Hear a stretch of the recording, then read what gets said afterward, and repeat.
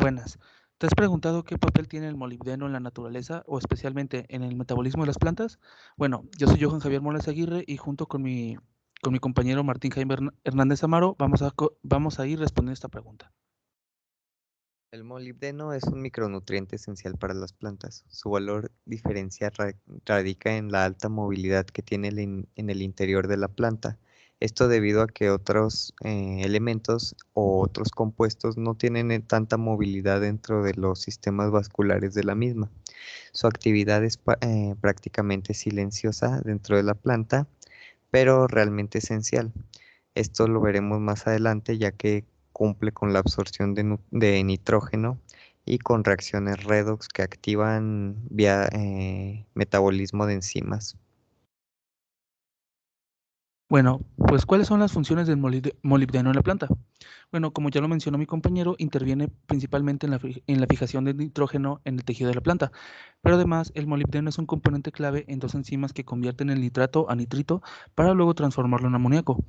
Su ausencia también evita eh, la correcta transformación del nitrógeno en aminoácidos. Además, ofrece sinergias con la asimilación de otros minerales como es el hierro. Favorece también la transformación del fósforo dentro de la planta. Enzimas que lo requieren, como mencionábamos, tienen una importante actividad en las enzimas al participar precisamente en proteínas y bueno, las que las requieren van a ser la nitrato reductasa en el citoplasma, la nitrogenasa, la santina deshidrogenasa o santina oxidasa, el aldehído oxidasa y el sulfito reductasa. Estos están presentes en las leguminosas noduladas. Las enzimas que convierten el molibdeno se pueden describir como proteínas de multicentro y de transferencia de electrones. Pueden estar en muchas plantas, pero principalmente en estas es donde se puede observar la ausencia del mismo. ¿Cuál es su disponibilidad en el suelo? Bueno, principalmente en los suelos alcalinos y estos casi siempre son arcillosos, en estructuras minerales o fijado en molibdato, que es el MO42. También se suele dificultar su análisis con procedimientos y equipo convencional, e incluso analizarlo con equipo de alta precisión requiere de la experiencia de un buen analista, ya que la concentración dentro de la planta varía a menos de 0.5 partes por millón a una parte por millón. Y como podemos observar en la tabla, el molibdeno está más en rangos de alcalinidad que en rangos de acidez.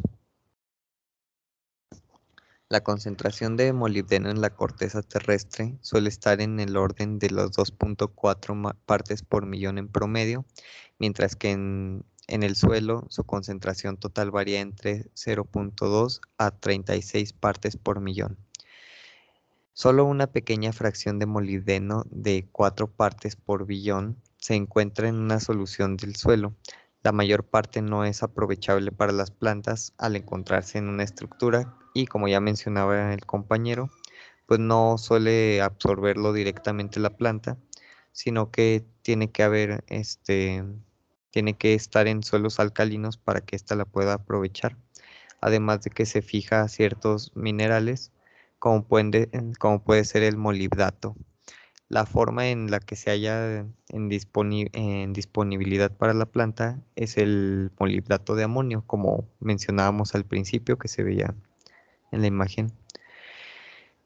Su disponibilidad y su aprovechamiento aumentan al incrementarse el valor de pH debido a que los grupos de hidroxilo reemplazan el complejo de intercambio al molibdeno, además de que en las formas de molibdato y molibdeto pasan a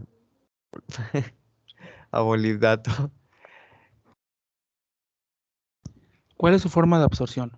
Bueno, en general, bajas concentraciones tanto en el suelo como en la planta son absorbidos en forma de ion molibdato y además es relativamente móvil en xilema y en el floema. Como lo podemos ver aquí, comparado a otros elementos, su contenido mineral es algo bajo, principalmente en la primera lista, y su número de átomos es relativamente igual a su contenido. Mientras que con los macronutrientes, estos son ya muchísimo más grandes, incluso comparados a los de la otra lista. Efectos sobre la planta. Como ya mencionábamos, tiene bastante que ver en la absorción del nitrógeno, en la transformación para formar amoníacos que se unirán a las proteínas en los aminoácidos. Y es un elemento que está móvil en el xilema y floema, que asimismo puede ser absorbido en cantidades considerablemente altas sin presentar síntomas de toxicidad. Esto es relativo ya que al ser tan bajo no se presentan tantos casos de intoxicación por parte de este micronutriente y pues realmente no hay tanto estudio sobre el exceso de este mismo elemento. Pero, ¿cuáles son los síntomas de su deficiencia dentro de la estructura de la planta?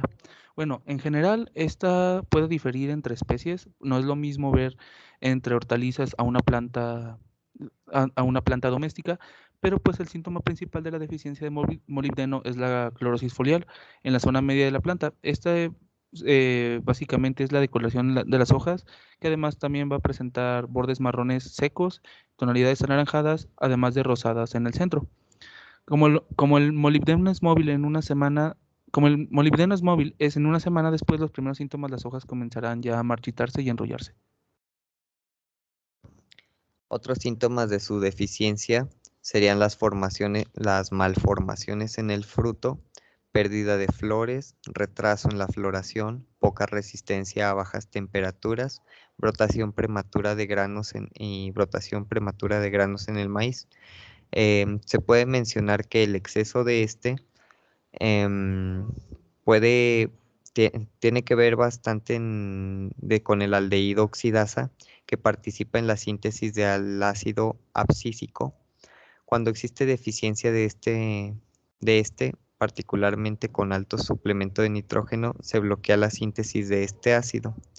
Un elemento que se puede definir como antagonista es precisamente el hierro que está presente en suelos más ácidos, que precisamente fueron o pudieron haber sido nitrogenados en exceso ya sea por alguna contaminación de este suelo por parte de otras especies en forma de excretas o orinas, o en forma de exceso de abonos no naturales.